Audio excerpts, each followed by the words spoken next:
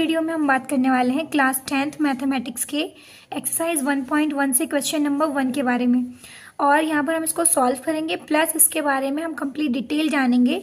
जो ये टॉपिक है हमारा प्राइम फैक्टर्स, इसके बारे में। So let's study the question.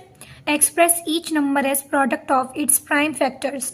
यानी कि ये कह रहे हैं क्वेश्चन में कि हमें जो गिवन नंबर है 140, 156, 3825, ये सारे नंबर का हमें क्या करना है, प्राइम फैक्टर के मल्टीपल या प्रोडक्ट के फॉर्म में हमको इसको डिस्क्राइब करना है। तो हमें सबसे पहले ये मालूम होना चाहिए कि प्राइम फैक्टर्स करने के लिए हमें कौन से नंबर यूज करने हैं। First of all prime numbers only. तो आपको इसके बारे में पूरी तरीके से ये पता होना चाहिए कि प्राइम नंबर कौन कौन से होते हैं और ये कैसे होते हैं। फिर उसके बाद हमें इसके प्राइम फैक्टराइजेशन करने होंगे, तब हम उसको प्रोडक्ट की फॉर्म में लिखेंगे। तो मैं आपको यहाँ सबसे पहले बताती हूँ what are prime numbers. So here we have to know about prime numbers.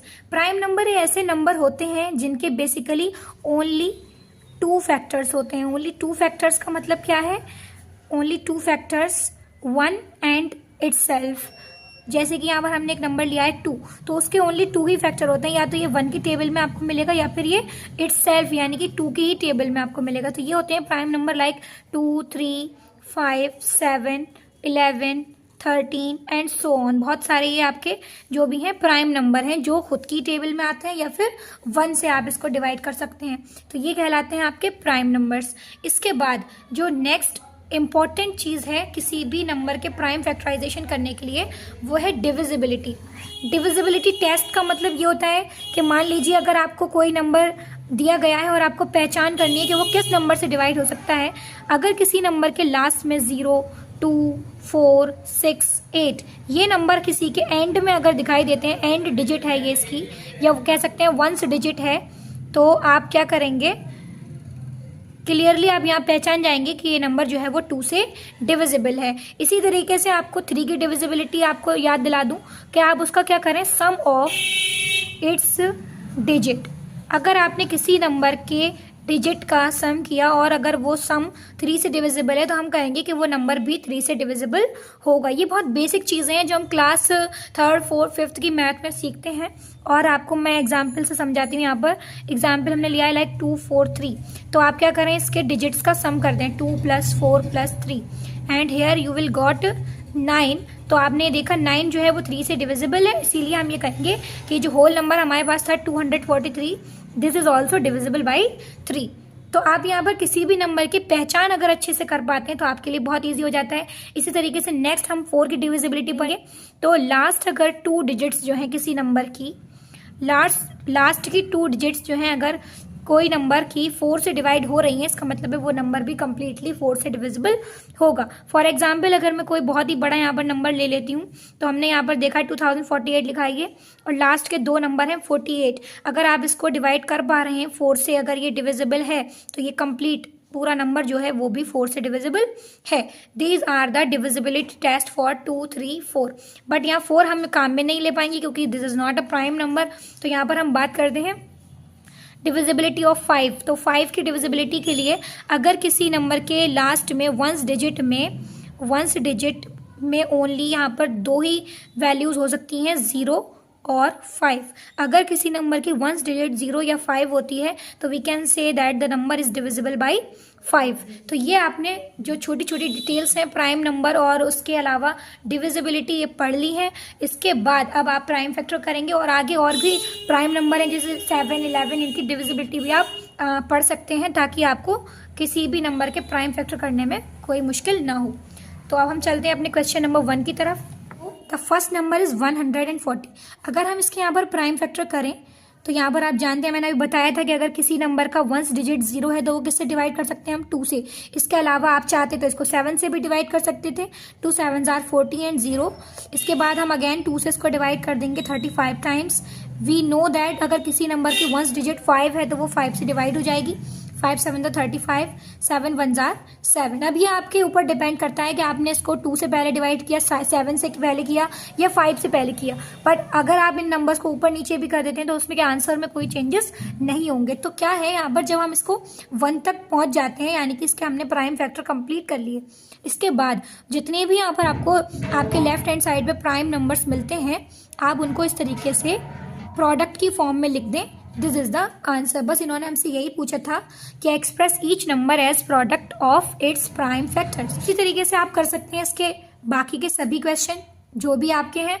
और आपको डिविजिबिलिटी टेस्ट अगर अच्छे से समझ में आया तो उसके बाद आपको किसी भी यही क्वेश्चन नहीं, आपके 10th के बोर्ड एग्जाम में अगर आपको कोई भी नंबर आपको दे दिया जाता है XYZ तो आप उसके प्राइम फैक्टर बहुत ही आसानी से कर सकते हैं। तो दैट्स अ टिप कि आप उसमें आपको तैयार करके जाइए डिविजिबिलिटी टेस्ट को, ताकि आप किसी भी नंबर को देखकर परेशान ना हो। Now let's discuss question number 2।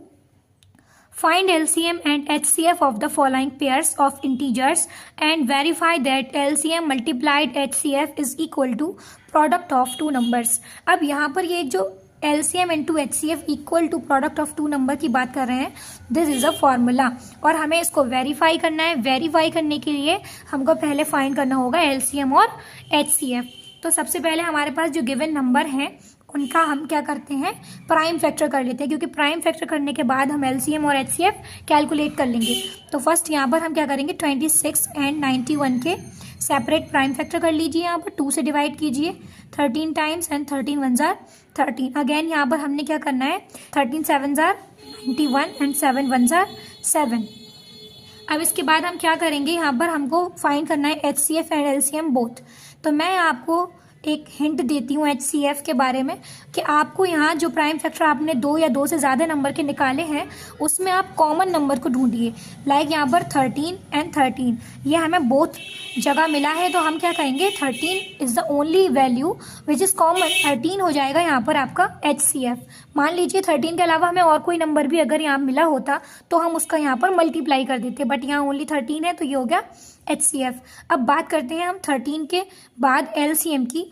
LCM में हमें क्या करना होता है, जो कॉमन वैल्यूज़ हैं उसके अलावा जो रिमेनिंग वैल्यूज़ हैं लाइक 2 एंड 7 वो दोनों नंबर में से जो हम यहाँ प्रोडक्ट में इस तरीके से लिख देते हैं। फिर हम यहाँ मल्टीप्लाई करेंगे, 13 2 जार 26, 26 का आप 7 में मल्टीप्लाई कर दीजिए, 182। This is the LCM। अब हमारा रह गया है वेरिफिकेशन। वेरिफिकेशन के लिए हमें क्या करना है,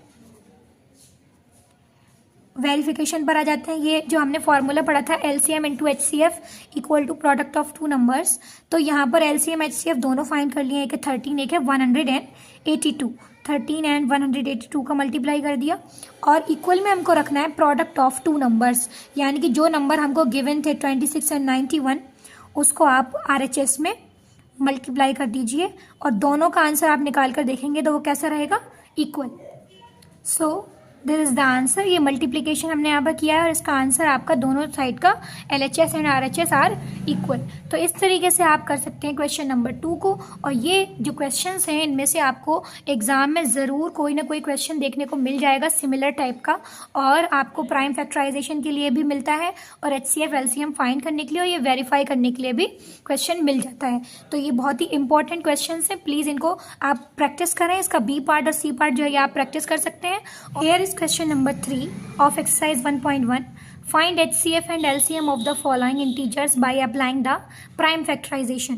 तो यहाँ पर आपको क्या करना है, प्राइम फैक्टराइजेशन के थ्रू HCF एंड LCM करना है। बट क्वेश्चन नंबर 2 में हमने ऑलरेडी ये सीखा है प्राइम फैक्टर करके HCF LCM कैसे फाइंड करते हैं।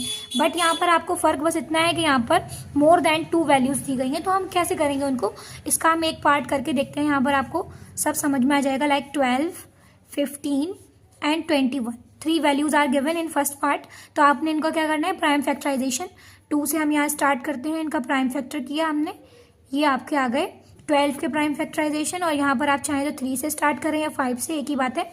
5 1 jar 5, again 3 7 jar and 7 1 jar. ये हो गए आपके तीनों नंबरों के प्राइम फैक्टराइजेशन सेपरेटली। उसके बाद आपको क्या कैलकुलेट करना है, HCF में हमने यहाँ देखना है कि ऐसी कौन सी वैल्यू है जो तीनों में लाई करती है, क्योंकि अभी हमारे पास 2 नहीं 3 वैल्यूज़ हैं। तो हमने यहाँ देखा कि 3 एक ऐसा नंबर है ओनली जो तीनों जगह लाई कर रहा है, तो हमने क्या लिख दिया, HCF is equal to 3। Now we have to calculate LCM। तो LCM के लिए मैंने आपको पहले बताया था कि जो कॉमन वैल्यू है उसको लिख लीजिएगा और उसके बाद जो रिमेनिंग वैल्यूज़ हैं वो यहाँ पर आप मल्टीप्लाई में लिख दें, लाइक 2 2 5 एंड 7, और आप यहाँ पर इनका प्रोडक्ट निकाल लीजिए।